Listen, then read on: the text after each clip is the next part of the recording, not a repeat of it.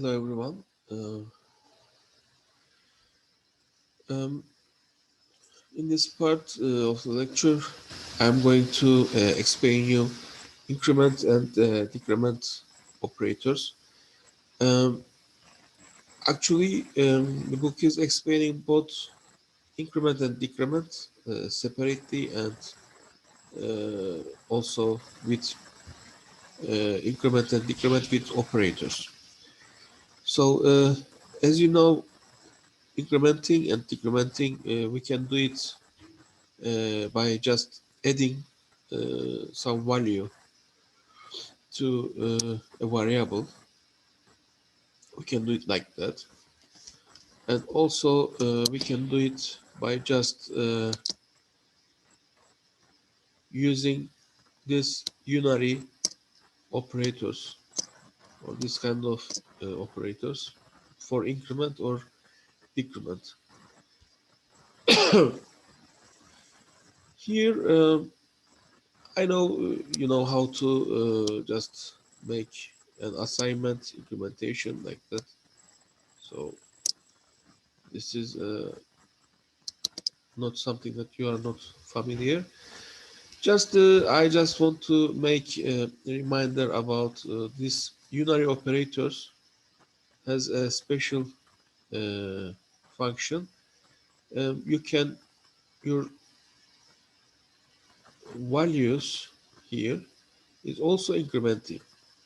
So let me to write something like that.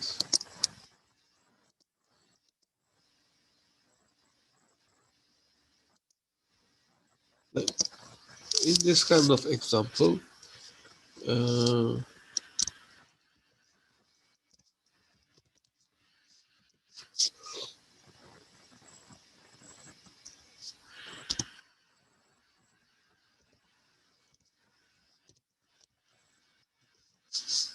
let's make it free.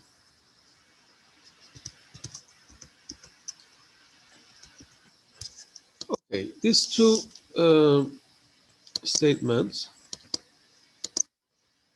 here actually can be used for same aim. Okay, but here the value of b is also changing, but here value of b is not changing. This is something that you have to consider uh, as a programmer. You have to know this. So here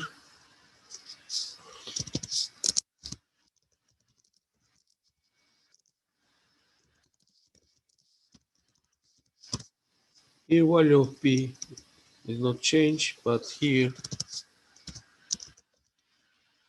ah, just is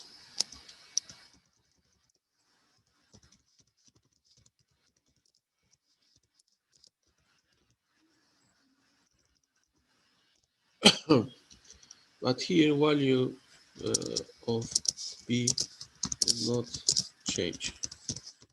Of course, it is assigning the same value. For example, if b is 10, a value will be 11, a value here again 11. But here b value uh, is 11 as well. But here b value remains 10. So we have an example. We can also uh, show it in more detail from there. Okay, so also for the decrementing, we can use same minus operators. So here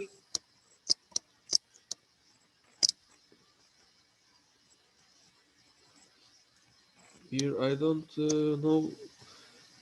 This topic is just when I see this kind of topics, I can explain without checking the lecture notes. So it is better to check the example, and we can we can show it from that example.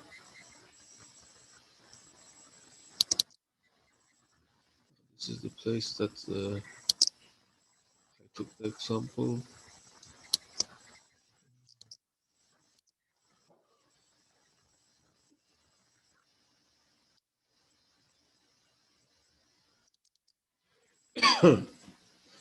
Okay.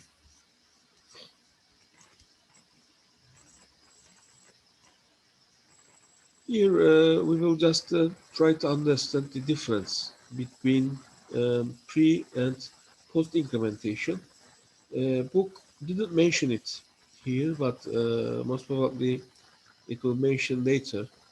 But it is better to just show you, just remind you, because you already knew it, how to uh, make this kind of implementations. Okay, so here it will also do it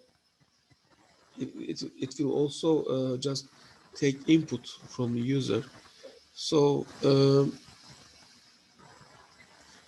you can also consider that. Just to remember, when we we want to take input, we will use this scanner class, import java.util.scanner in the beginning, and then we have to just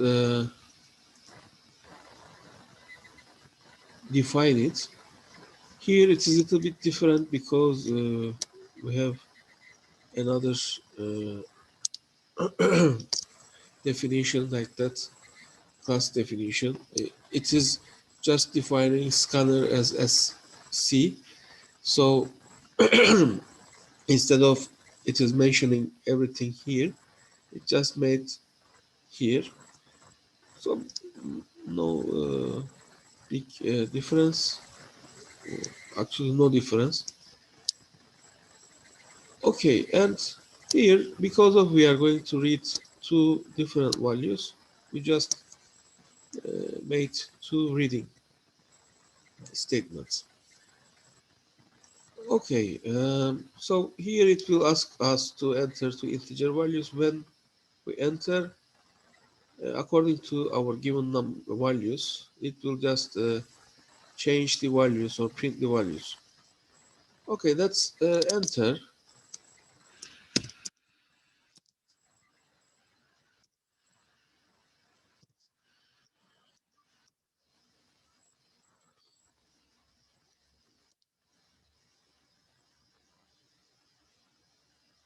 Okay, it's better to do it like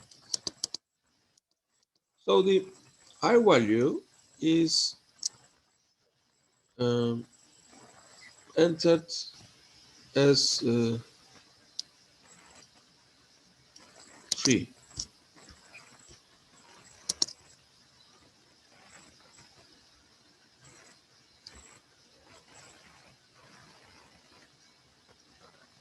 Okay, let me to enter, but I will not show 5.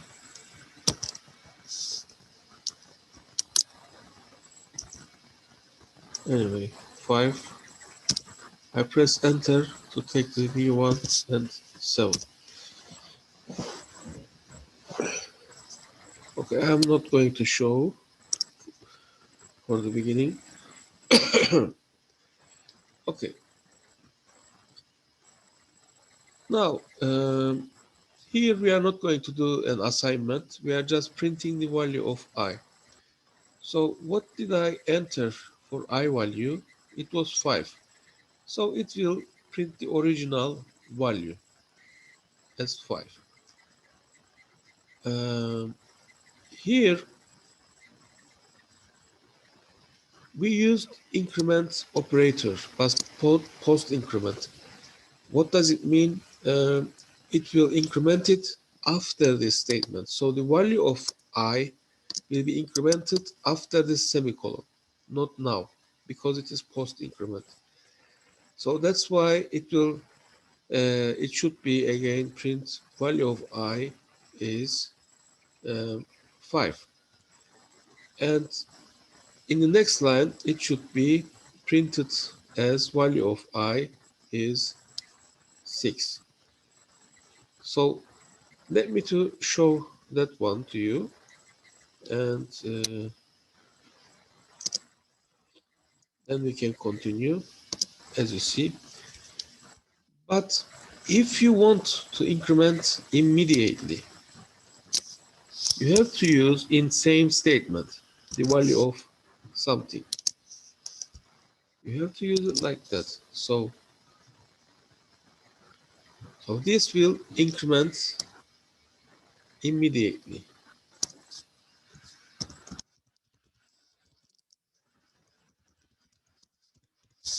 Okay. So when we run the program,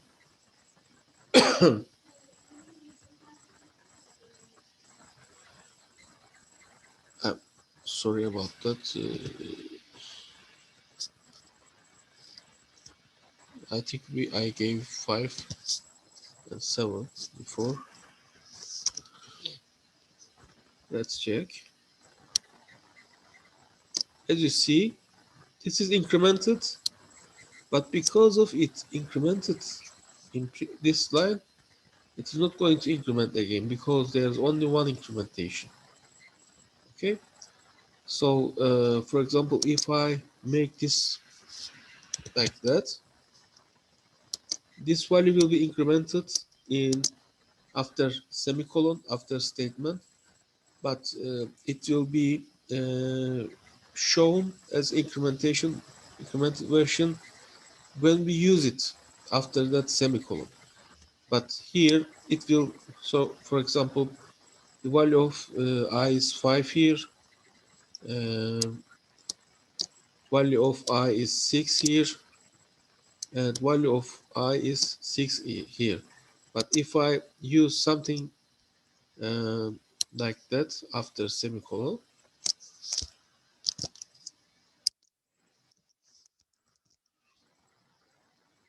again, so here the value of I will be incremented. So here it is 5, here it is 6, here it is 6 again, here it will be 7.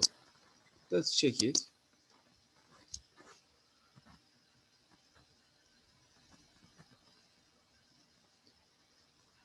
Let's put the same values. I'm pressing enter, take both of them. I'm not writing them one after the other. Okay. As you see, 5, 6, 6, and 7. So this is the difference between pre and post increment. Sometimes while we are writing programs, according to the usage or according to the thing that we don't understand that logic, we can hardly read the programs, or we don't understand why these values are given as output. So this is a kind of small nuance, but it is very important in programming language.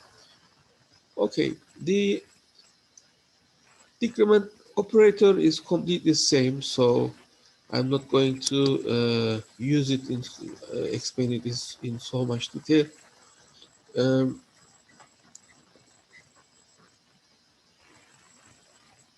Here, J value will be 7. Because of it is post increment, it will be 7 again, and because of it is a new line, this value will be 8. So I want to add something to this program. So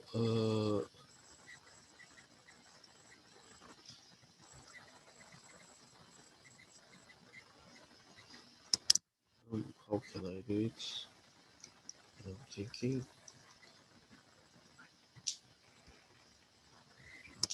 Or let's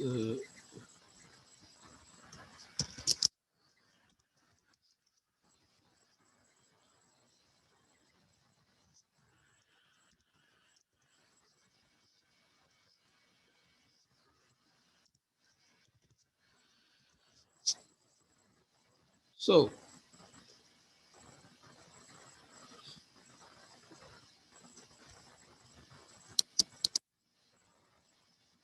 here let's say a value is,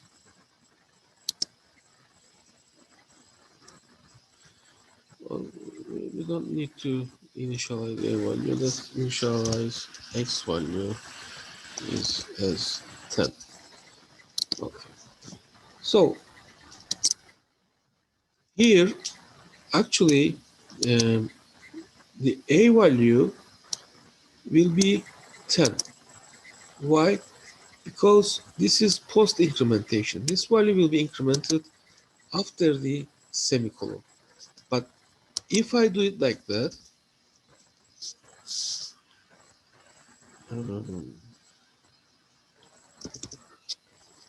this is pre-incrementation and a value will be 11. But in also uh, there's a difference between this one.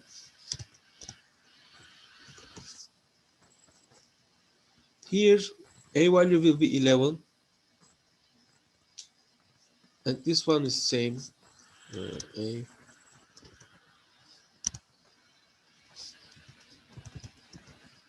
it's the same thing because both of them will assign 11 to A. But here x value is x is 10, A is 11, but here A is 11 again and uh, x is 10, yes, and x is 11 because this is a kind of operator that Euler operator. It doesn't matter that you are using it in right side. It will automatically increment the value of x.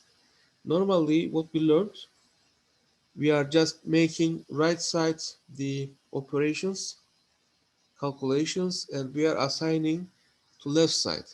But here, as you see, the unary operator, incrementation, decrementation, it is incrementing the value of itself. It doesn't matter if it is right side. So this is the uh, another nuance of this incrementation and decrementation topic.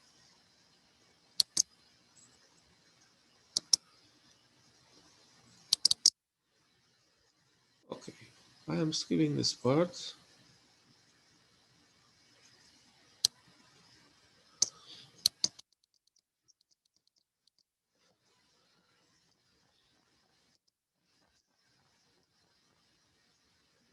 Okay, the relational operators.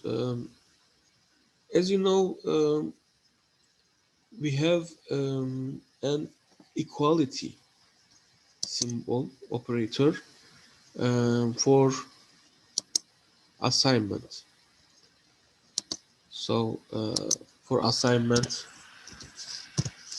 we have an equality operator. But if I make it like that,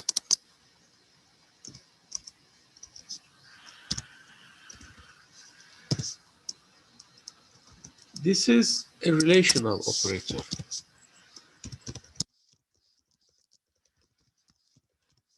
As you know.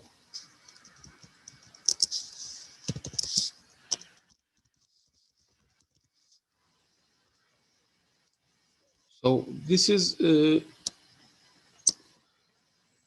relational operator. We are checking if A is 5 or not. Okay. Also, um, we are we can check for inequality if it is not equal to B or not. Smaller than, that's smaller than, bigger than, less than or equal, more than or greater than or equal, like that.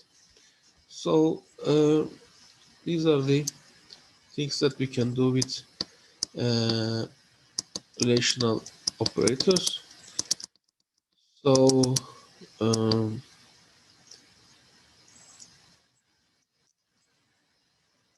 this is just I want to show you. I'm not going to ask something that I didn't explain, but you are free to read whole book if you want. We don't have time to concentrate all of them, but it's not something bad in that book. Okay, the other one is Boolean operators.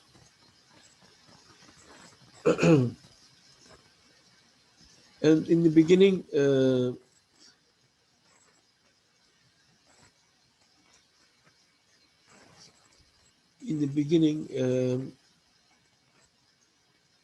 I can say that while we are trying to use some complicated sentences in English or in our language as well, we are just connecting them.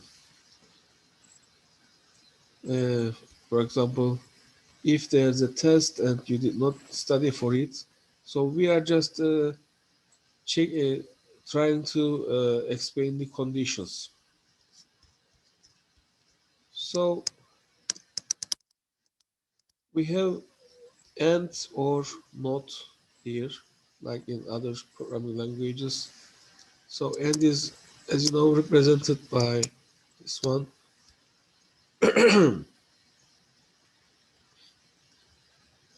And for example, if x is equal to 0 and y is equal to 0, if this condition is true, it means that x and y is 0.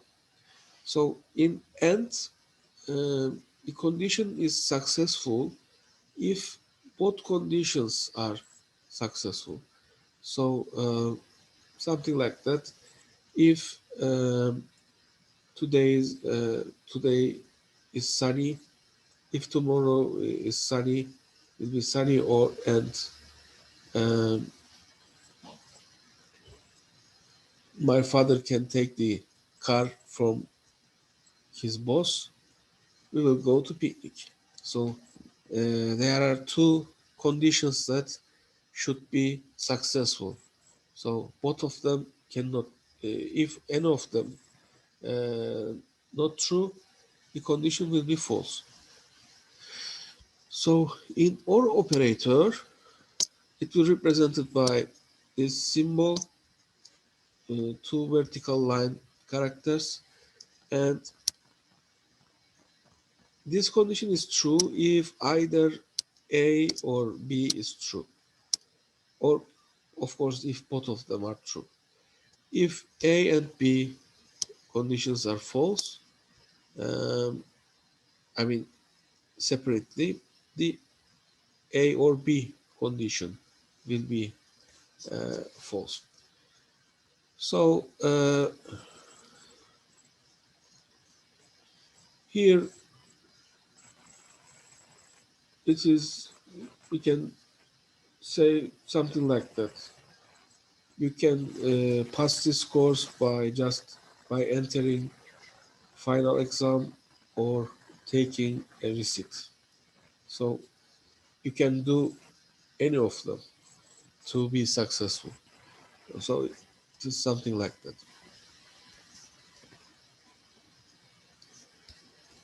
Okay.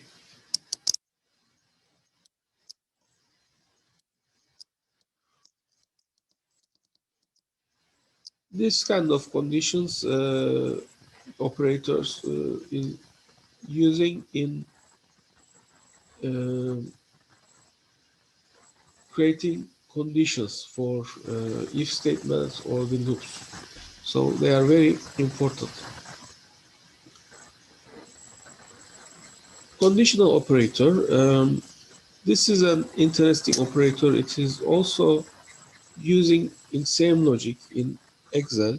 If you saw it before, of course it is using in other programming languages, but uh, in Excel it is the if statement is using in this logic.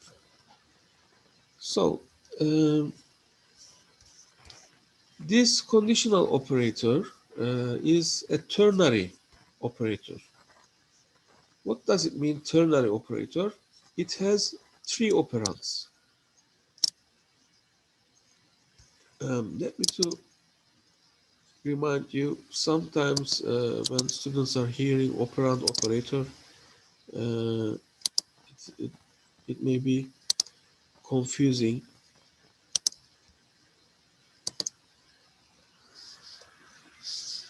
Uh, let's make a simple.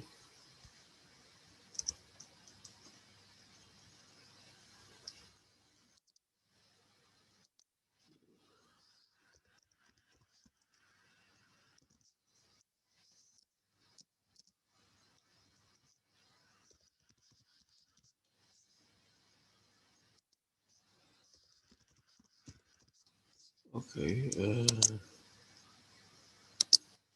So this is, I don't know the, okay. This is operator, and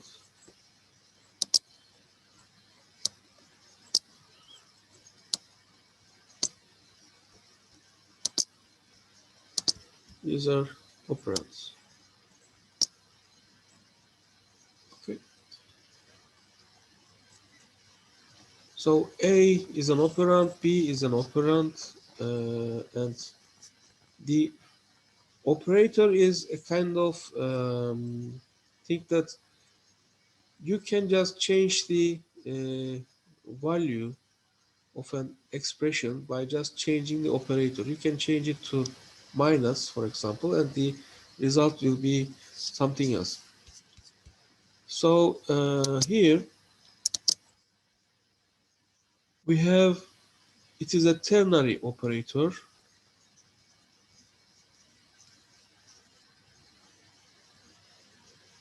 It has three operator. So if this Boolean expression is the result is true, it will run this one. Otherwise, it will run this one. So here we have an example about that. Actually, not an example. We have a question I ask you. So I am not going to tell what is this, but I am just calculating it with value. So if n modulus 2 is 0, what does it mean? This means if n is an even number, it will divide n by 2. If it is not an even number, it means that it is an odd number. Multiply n by 3 and add 1. So let's make, for example, if let's say n is 10. If n is 10, it is an even number, yes. The modulus will be 0, divided by 2. N modulus 2 is 0. So this will run the n over 2. So n over 2 will be 5. So next value will be 5. But if, for example, let's say n is 3, or let's say n is 5, not very complicated. Okay. In second, another scenario, n is 7. 7 modulus 2 will be what? 1. So it is not equal to 0. It will run this one. So 3 multiplied by 7 plus 1, it will be what? 22. Next value will be 22. So this is something that you are going to use in one question. It will be a good hint for you how you can solve it. So I'm just putting it there. Okay.